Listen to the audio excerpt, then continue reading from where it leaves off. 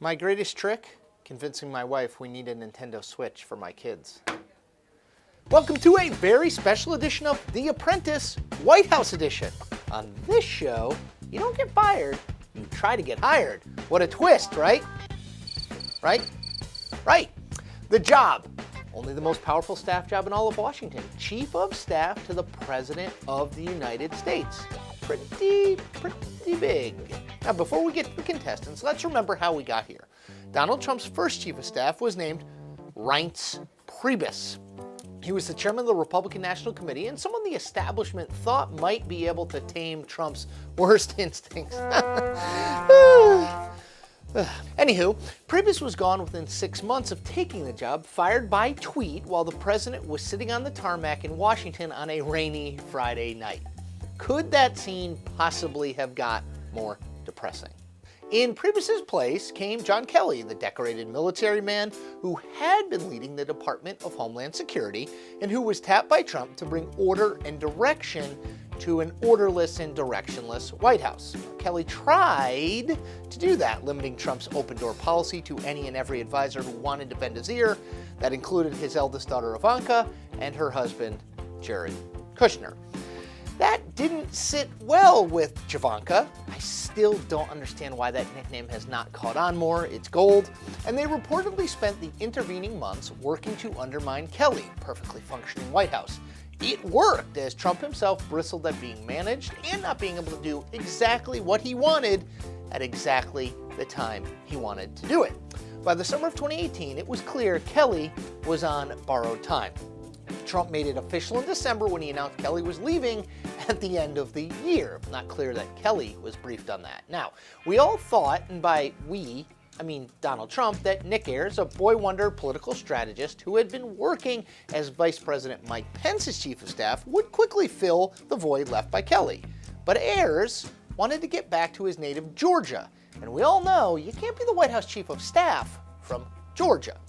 All of which brings us to where we are right now, which is nowhere. We did it.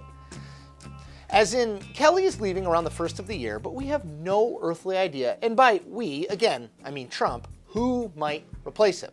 Speaking of Donald Trump, he's been talking a lot lately about this very chief of staff job. Quote, I have at least 10, 12 people that want it badly, he told Reuters in mid-December. Quote, I'm making a decision. Great people. I could do it immediately. I'm in no rush.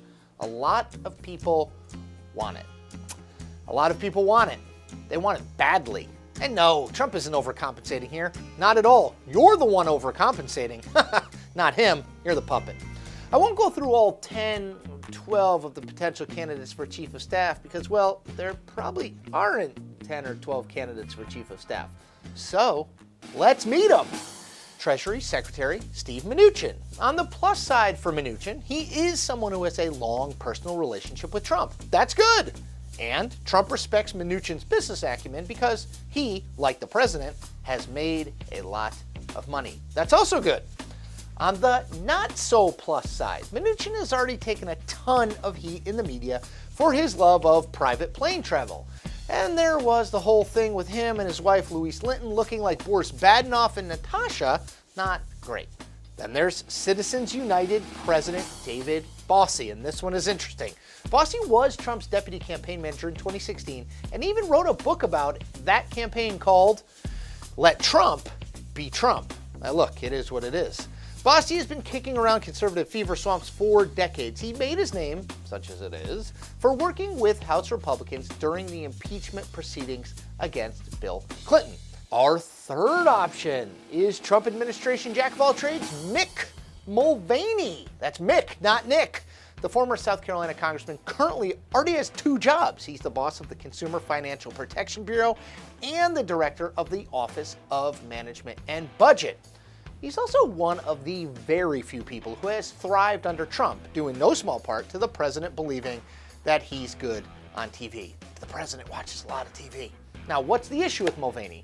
It's kind of that he doesn't want the job. Quote, he's not interested in chief of staff, a source close to Mulvaney told CNN. Quote, he has been saying for almost 2 months that he would be more interested in something like Commerce or Treasury if that's where the president needed him.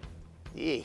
And last, but certainly not least in our candidate search for Chief of Staff is Chris Christie. You know him from being the former governor of New Jersey. Now, no character arc in this reality TV presidency has been more fascinating than that of Christie. One of the first and only establishment figures to endorse Trump's campaign, Christie thought he would have his pick of cabinet spots.